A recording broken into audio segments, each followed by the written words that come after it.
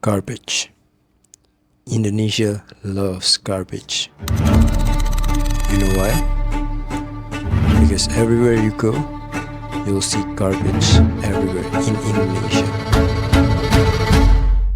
Jangan-jangan Pandawara yang salah. Akhir-akhir ini, Pandawara telah melakukan banyak hal baik.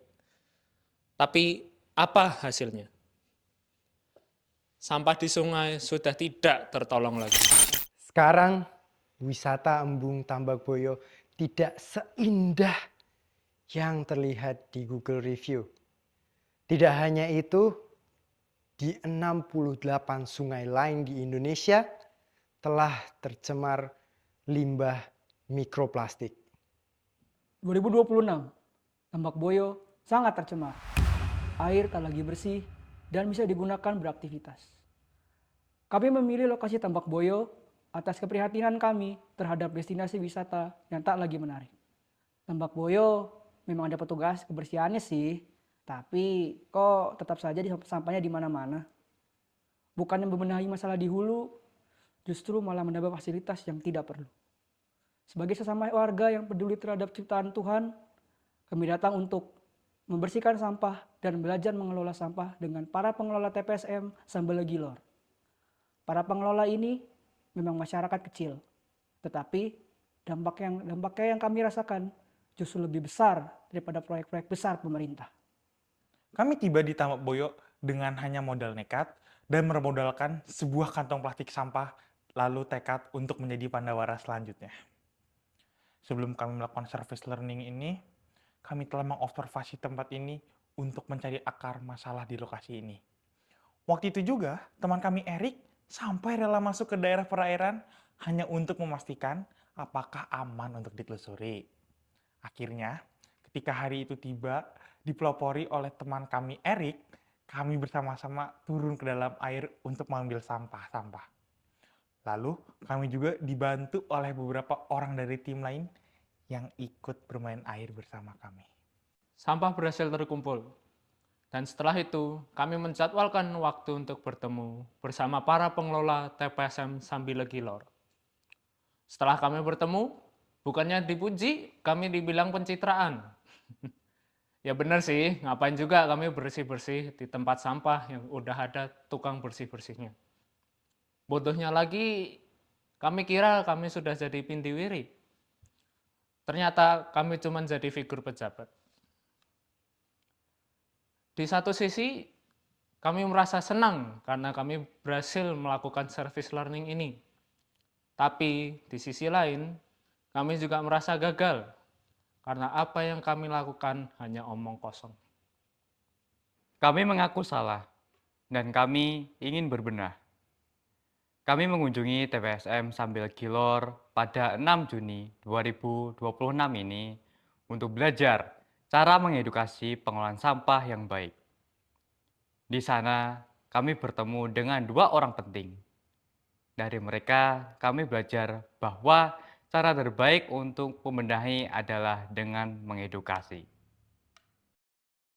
Saya Pak Heri.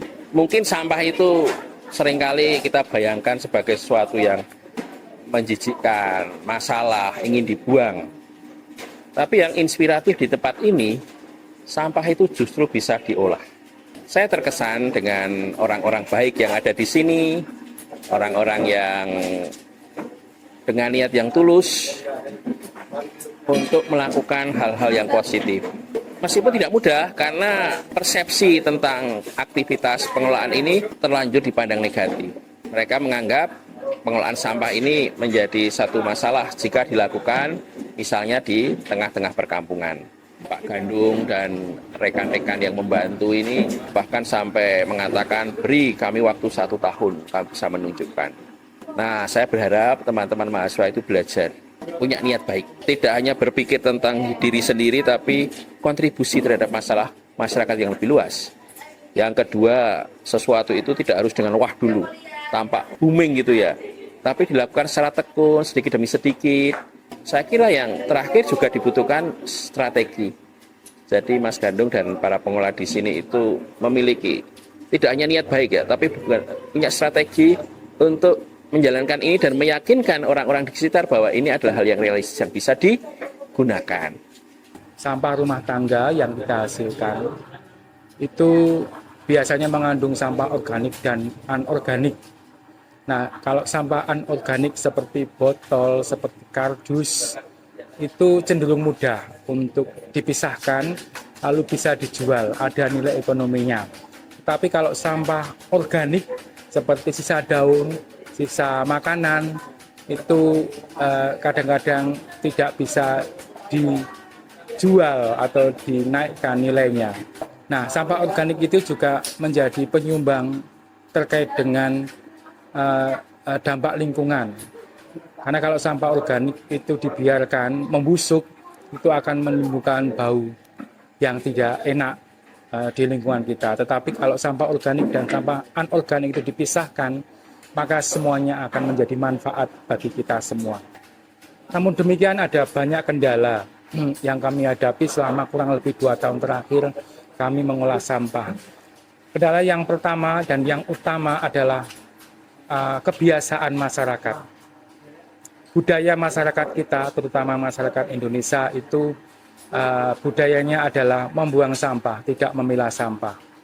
Kenapa demikian? Karena memang biasanya di tempat-tempat kita itu masih banyak lahan kosong yang bisa kita gunakan untuk menimbun sampah.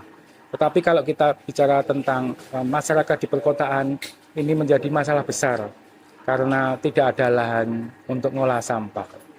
Nah, ini anak-anak muda, khususnya para mahasiswa, ini kami mengharapkan kalian menjadi pionir, menjadi inspirator, menjadi inspirasi bagi masyarakat, baik masyarakat atau keluarga kampus maupun masyarakat umum.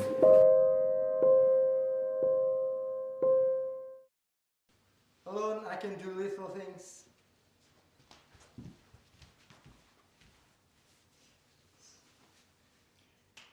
Together we can fix the world.